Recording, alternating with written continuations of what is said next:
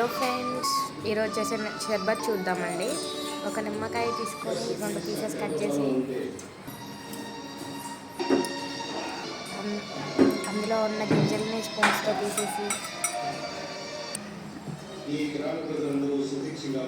Cool water 1 glass add చేసి తగినంత sugar, టేస్ట్కి తగినంత షుగర్ యాడ్ చేసి కొంచెం యాడ్ చేసి మిక్స్ చేస్తే చల్లని షర్బత్.